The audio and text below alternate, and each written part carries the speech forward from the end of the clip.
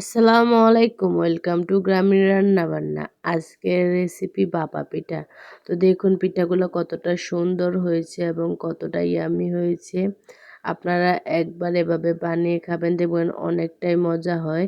বাজার থেকে বা দোকান থেকে কিনে খেতে হবে না, একদম সহজভাবে আমি আপনাদেরকে এই রেসিপিটা শিখিয়ে দিচ্ছি। এই রেসিপিটা ফলো করলে আপনারাও পারফেক্ট ভাপা পিঠা বানিয়ে ফেলতে পারবেন। একদম নরম তুলতুলে সফট হয় এই পিঠাটা। তো চলুন এখন আমরা মূল রেসিপিতে যাই। এখানে আমি চালের গুঁড়া নিয়ে নিয়েছি অনেকটাই, কারণ এখানে আমি অনেকগুলো পিঠা বানাবো। চালের গুঁড়াটা সুন্দর করে নিয়ে এখন আমি আপনাদেরকে এই ডোটা বানিয়ে দেখিয়ে দিচ্ছি। আপনাদের ডোটা যদি পারফেক্ট হয় তাহলেই কিন্তু পিঠাটা পারফেক্ট হবে। তো এবার এরকমভাবে আস্তে আস্তে পানি দিয়ে হাত দিয়ে এরকম নেড়ে চেড়ে এই পিঠার ডোটা বানাতে হয়। অবশ্যই পানিটা অল্প অল্প করে ছিটিয়ে ছিটিয়ে দিতে হবে, একবারে বেশি পানি দিতে যাবেন না, তাহলে কিন্তু একদম কাইকে আটা আটা ধলা বেঁধে যাবে। তো এইভাবে আস্তে আস্তে কিন্তু এরকম মুঠো মুঠো করে হাত দিয়ে এরকম নেড়ে চেড়ে কিন্তু এই ডোটা বানাতে হয়। আমি কিন্তু একভাবে আমাদের গ্রামীণভাবে আমরা যেভাবে বানাই আপনাদেরকে কিন্তু আমি খুব সহজভাবে আপনাদেরকে এই রেসিপিটা দিয়েছি, আপনারা দেখলেই বুঝতে পারবেন। তো দেখুন আমি এভাবে কিন্তু আস্তে আস্তে পুরোটা ভিডিওর মধ্যেই কিন্তু আমি এভাবে আস্তে আস্তে আপনাদেরকে সুন্দর করে বুঝিয়ে দেওয়ার জন্য অনেকটাই ভিডিও করে দেখিয়ে দিয়েছি। অনেকক্ষণ ধরে এই ভিডিও করে দেখিয়েছি। দেখুন এভাবে আস্তে আস্তে কিন্তু পানি দিয়ে নাড়াচাড়া করতে হবে, একবারে বেশি দেওয়া যাবে না। আস্তে আস্তে ছিটিয়ে ছিটিয়ে পানি দিতে হবে, তাহলে দেখবেন এরকম ঝরঝরে একটা ভাব হবে। যতক্ষণ না পর্যন্ত আপনার দেখবেন যে গুঁড়ি আছে এখানে, আপনার দেখলে মাখলে বুঝতে পারবেন যে চারদিক দিয়ে গুঁড়ি লেগে লেগে থাকে। যতক্ষণ পর্যন্ত গুঁড়ি লেগে লেগে থাকে ততক্ষণ পর্যন্ত আপনার এভাবে পানি দিয়ে মেখে যাবেন। যদি গুঁড়ি থাকে পিঠাটা কিন্তু হতে অনেকটা দেরি লাগবে এবং পিঠাটাও কাঁচা কাঁচা থাকবে। তো আপনাদের এই মাখাটাই কিন্তু সুন্দর করে করতে হবে। তো আমি আস্তে আস্তে পানি সুন্দর করে মেখে দেখুন সুন্দর একটা ডো বানিয়ে নিয়েছি। এই ডোটা অনেকটা সময় ধরে বানিয়ে নিতে হয়, না হলে পিঠাটা পারফেক্ট হবে না এবং সুন্দর হবে না। এই যে দেখুন আমি আস্তে আস্তে সুন্দর করে মেখে চারদিক দিয়ে কিন্তু একদম মেখে একদম মিহি করে নিয়েছি। নেওয়ার পর আমি কিন্তু এগুলোকে আবার একটা চালনি দিয়েও কিন্তু চেলে নেব, অবশ্যই চেলে নিতে হবে, নাহলে কিন্তু পিঠাটা হবে না। তো এখানে আমি একটা পাতিল নিয়ে নিয়েছি, পাতিলের মধ্যে একটা এরকম বড় ছিদ্রযুক্ত খাড়ি নিয়ে নিয়েছি। আপনারা চাইলে এরকম ছিদ্রযুক্ত অনেক কিছু আছে নিতে পারেন। তো আমার কাছে এই খাড়িটা ছিল, আমি খাড়িটা নিয়ে নিয়েছি। আপনারা স্টিলের স্ট্রেনারও দিয়ে এটা করতে পারবেন। তো দেখুন এরকম একটা ছিদ্রযুক্ত খাড়ি দিয়ে আমি এই গুঁড়িটা দিয়ে আমি এভাবে কিন্তু নেড়ে চেড়ে দিচ্ছি সুন্দর করে। হাত দিয়ে নেড়ে চেড়ে দিলেই কিন্তু এই ডোটা কিন্তু নিচে পড়ে যাচ্ছে। আপনাদের সুবিধার জন্য আমি দেখুন আরেকটু নিয়ে আপনাদেরকে দেখিয়ে দিচ্ছি। খুব সহজভাবে কিন্তু আমি দেখিয়ে দিচ্ছি। এভাবে করলেই কিন্তু নিচ দিয়ে পড়ে যাচ্ছে। এই যে দেখুন কি সুন্দরভাবে কিন্তু আমার এই যে যেখানে আমি দলাটা নিয়েছিলাম অনেকটাই কিন্তু শেষ হয়ে গিয়েছে। এরকম শুধু নাড়াচাড়ার মধ্যে রাখবেন, তাহলেই কিন্তু এরকম চিকন চিকন একদম ফ্রেশ হয়ে কিন্তু পড়বে। এই যে দেখুন আমি আপনাদেরকে দেখিয়ে দিচ্ছি, দেখুন কতটা সুন্দরভাবে মিহি মিহিভাবে পড়েছে। আর এই পিঠাটাও কিন্তু এরকম সফট হয় আর নরম হয়। আপনারা আমার পিঠাগুলো দেখলেই বুঝতে পারবেন। এই যে দেখুন আমার এই ডোটা কতটা সুন্দরভাবে সফট হয়েছে এবং দেখুন কতটা মিহি মিহি হয়েছে, আর একটার সাথে আরেকটা কিন্তু ধলা বেড়ে যায়নি, একদম ঝরঝরাভাবে কিন্তু হয়েছে। আপনারা দেখে বুঝতে পারছেন কতটা সুন্দর হয়েছে এবং ঝরঝরা হয়েছে। তো এখানে আমি পিঠাটা নারকেল দিয়ে বানাবো। তো অবশ্যই আপনারা জানেন ভাপা পিঠা নারকেল দিয়ে বানাতে হয়, না হলে কিন্তু পিঠার মজাই আসবে না। তো এখানে আমি একটা নারকেল নিয়ে নিয়েছি, নারকেলটা ভাঙতেছি, দেখুন আমার সাথে এটা কি হয়ে গেল। নারকেলটা এভাবে আমি ভাঙার সময় আস্ত মালাটাই খুলে গিয়েছে। তো আমি কি করব, এখন আমি একটা দাও দিয়ে আমি বটি দাও দিয়ে কিন্তু মাঝখান দিয়ে কেটে নিচ্ছি।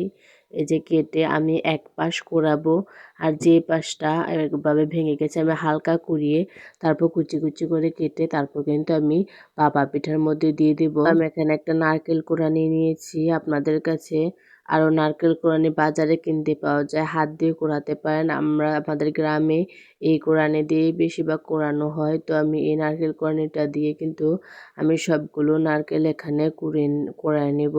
এই যে আস্তে আস্তে কিন্তু আমি এই নারকেলটা কুড়িয়ে নিচ্ছি। এই যে দেখুন আমি এভাবে নারকেলটা কোরায় নিতেছি। এই যে দেখুন সুন্দরভাবে কিন্তু নারকেলটা কোরানো হয়ে যাচ্ছে। ঠিক এইভাবে কিন্তু আমি যে পুরোটা নারকেল কোরায় নিছি। নেওয়ার পর তো এখানে আমি একটা খেজুরের মিঠাই নিয়েছি। দেখুন খেজুরের মিঠাইটা আস্ত একটা মিঠাই, আমি এটাকে সুন্দর করে কেটে নেব। যে আমি এখানে কেটে এক সাইড করে রেখে দিয়েছি। আর যে আমি বলেছিলাম অল্প একটু কুড়িয়ে ওই নারকেলটা কেটে নেব, ওইটা আমি কুচি কুচি করে কেটে নিয়েছি দা দিয়ে। তারপর আমি এই যে দেখুন ডেগের আমি যতটুকু হাত দিয়ে দেখিয়ে দিচ্ছি ততটুকু পর্যন্ত পানি দিবেন। আর উপরে যে আমি হাত দিয়ে আবার দেখিয়ে দিচ্ছি উপর পর্যন্ত কিন্তু পানি দিবেন না। উপর দিয়ে পানি দিলে কিন্তু পিঠার মধ্যে পানি চলে আসবে। তো অবশ্যই আপনারা ডেগের নিচ পর্যন্ত পানি দিবেন। আর যদি পানি শুকিয়ে যায় তাহলে আপনারা আবার পানি দিয়ে নেবেন। আমি কিন্তু ৪-৫টা পিঠা বানানোর পর আবার পানি দিয়ে নিয়েছিলাম, কারণ আমি যেহেতু চুলার মধ্যে রান্না করতেছি আর অনেকটা জাল দিয়ে করতেছি, তার জন্য পানি শুকিয়ে যায়। তার জন্য আমি যেহেতু এখানে বড় বড় করে পিঠাটি বানাচ্ছি, আমার এখানে বেশি পিঠা হয়নি, মনে হয় ৬০টা পিঠা বানানোর পরে আমি আবার এখানে পানি দিয়েছিলাম। তো আপনারা পানিটা দেখে কিন্তু এখানে আবার পানি দিবেন।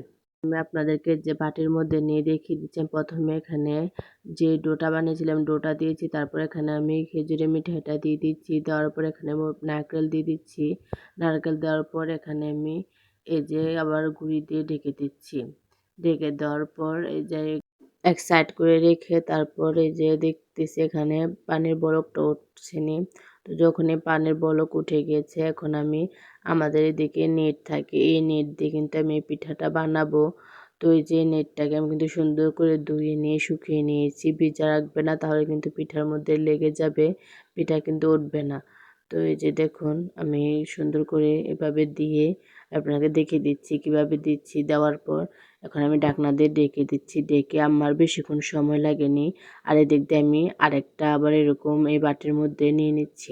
আরেকটা বানানোর জন্য আমি আগেভাগে রেডি করে রেখে দিচ্ছি, যেহেতু আমার ওইটা হতে হতে আমি এদিক দিয়ে আবার রেডি করে রাখবো। তাহলে আমার পিঠাটি তাড়াতাড়ি হয়ে যাবে। তো আমি যে নারকেলগুলা কুচি কুচি করে কেটে রেখেছিলাম, আমি এই পিঠাটা আবার ওই নারকেল দিয়ে বানাবো। আমি মিক্স করে ওইটা দিয়েও বানিয়েছি, কোরানো দিয়েও, আবার এই কাটা নারকেল দিয়েও বানিয়েছি। তো আবার এরকম একদম মিহি মিহি করে আমি এক সাইড করে রেখে দেব।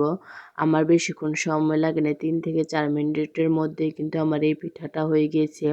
আমি যেহেতু একটু বড় বড় করে পিঠাটি বানাচ্ছি, তার জন্য আমার ৩ থেকে ৪ মিনিট সময় লেগেছে। আপনারা ছোট করে বানালে আরও কম বেশি সময় লাগবে। তো আরও যদি বড় বানান তাহলে আরও বেশি সময় লাগবে।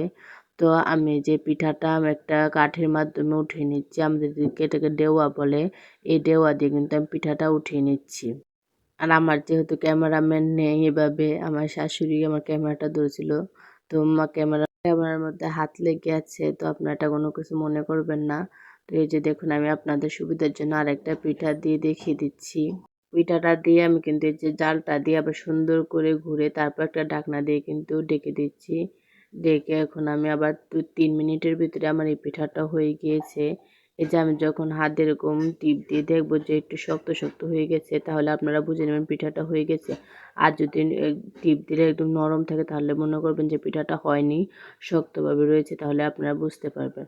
তো এই যে আমি পিঠাটা আবার খুলে দিচ্ছি। দেখুন পিঠাটা হলে কিন্তু কি সুন্দর বোঝা যাচ্ছে যে পিঠাটা হয়ে গিয়েছে। তো এভাবে আমি সবগুলো পিঠা বানিয়ে নিব। বানিয়ে এই যে দেখুন আমার পিঠাগুলো কতটা সুন্দর হয়েছে, কতটা লোভনীয় হয়েছে। তো যদি আমার ভিডিওগুলো ভালো লেগে থাকে তাহলে সাবস্ক্রাইব করে আমার পাশে থাকবেন। তাহলে এরকম নতুন নতুন আরও সুন্দর সুন্দর ভিডিও পাবেন, এরকম আরও মজাদার আমার চ্যানেলে ভিডিও পেয়ে যাবেন যদি আমার চ্যানেলটাকে সাবস্ক্রাইব করে রাখবেন। সো ভালো থাকবেন আপনারা, সবাই সুস্থ থাকবেন। আল্লাহ হাফিজ।